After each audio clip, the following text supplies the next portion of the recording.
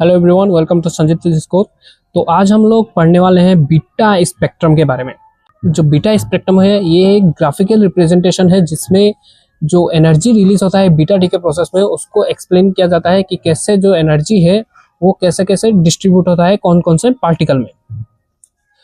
तो आइए इसका डेफिनेशन देखते हैं। It is the energy distribution of beta particles emitted during beta decay.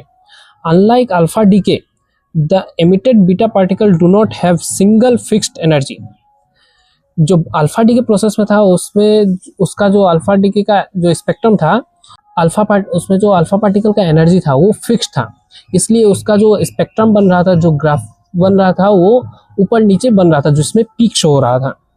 But इसका जो एनर्जी डिस्ट्रीब्यूशन है ये थोड़ा डिफरेंट है। इसका जो एनर्जी डिस्ट्रीब्यूशन है वो कंटिन्यूअस है, अल्फा डी की तरह फिक्स्ड नहीं है।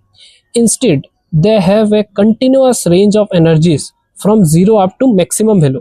इसका जो एनर्जी डिस्ट्रीब्यूशन है वो कंटिन्यूअस है। तो इसका क्यों कंटिन्यूअस है?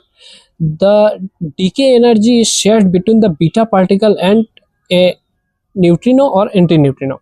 तो अल्फा पार्टिकल में हमने देखा था कि जो अल्फा डीके प्रोसेस से जो एनर्जी रिलीज हो रहा था वो टोटली अल्फा पार्टिकल ही लेके जा रहा था।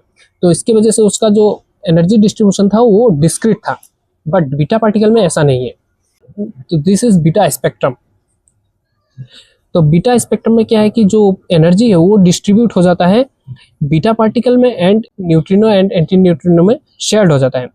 तो शेयर होने की वजह से इसका जो स्पेक्ट्रम बनता है वो कंटिन्यूअस स्पेक्ट्रम बनता है, जो कि एक रेंज से शुरू होकर एक मैक्सिमम एनर्जी तक जाता है, जो कि 0 से शुरू होकर एक मैक्सिमम एनर्जी तक जाता है। ये जो एनर्जी है वो हर डीके के लिए अलग अलग होता है। यहाँ पर हमने एक एवरेज ले लिया है यहाँ से। तो यहाँ से जो यहाँ तक का एनर्जी पार्ट है वो इलेक्ट्रॉन शेयर कर रहा है, इलेक्ट्रॉन या फिर पॉजिट्रॉन हम लोग बोल सकते हैं, क्योंकि जो बीटा पार्टिकल है वो इलेक्ट्रॉन है या फिर पॉजिट्रॉन। तो यहाँ से यहाँ तक का जो एनर्जी है वो बीटा पार्टिकल का है, एंड यहाँ से यहाँ तक का जो एनर्जी है वो न्यूट्रिनो या फिर एंटी न्यूट्रिनो का एनर्जी है।